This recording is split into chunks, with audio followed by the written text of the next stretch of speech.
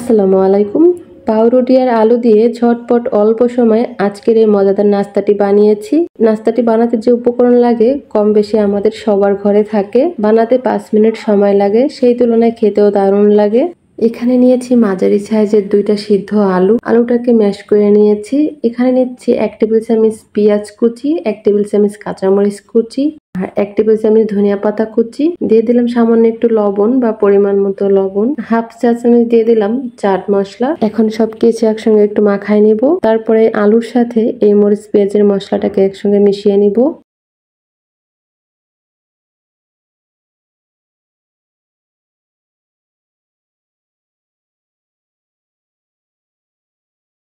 ব্যাস, এটা রেডি।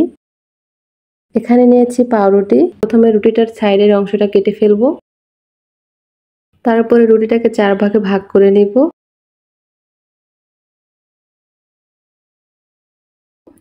এরপর রুটির উপর আলু লাগিয়ে দিব। আলুটাকে একটু মোটা করে দিতে হবে, আবার অনেক বেশি মোটা না।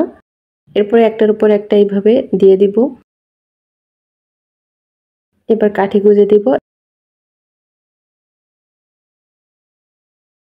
এইভাবে সবগুলো বানিয়ে নিয়েছি।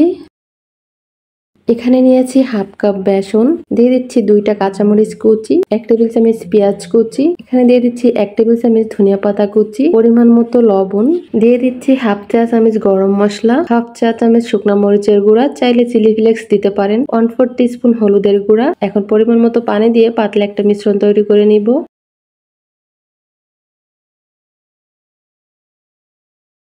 এই যে মিশ্রণটা ঠিক এরকমের হবে, অনেক বেশি ঘনও না আবার পাতলাও না।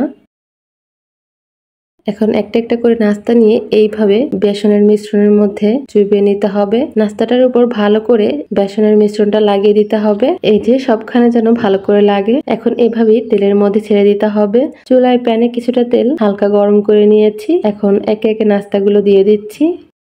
একটা সাইড হয়ে গেলে উল্টে দিব। চুলার আঁচ মিডিয়াম টু লোতে রেখে নাস্তাগুলোকে উল্টে পাল্টে ভেজে নিব। এই নাস্তাগুলো ভাজতে অনেক বেশি সময় লাগে না, অল্প সময়ে ভাজা হয়ে যায়। নাস্তাটাকে উল্টে পাল্টে ভেজে নিয়েছি। এখন এটাকে চুলার উপর থেকে নামিয়ে নিব। আর বাকি নাস্তাগুলো এই সেম ভাবে ভেজে নিব। বাকি নাস্তাগুলো এইভাবে ভেজে নিয়েছি। ভেজে নেওয়ার পরে পাকোড়াগুলো কতটা লোভনীয় লাগছে। এটা বানানো যেমন সহজ, খেতেও দারুণ লাগে। অল্প সময় বানিয়ে নেওয়া যায়। আর যেই উপকরণগুলো লাগে এই নাস্তাটা বানাতে, সেই উপকরণগুলো কম বেশি আমাদের সবার ঘরে থাকে। চাইলে বাচ্চাদের টিফিনও দিতে পারেন এই নাস্তাটি। রেসিপিটি ভালো লাগলে অবশ্যই একবার তৈরি করবেন। আশা করি সবার কাছে খেতে ভালো লাগবে।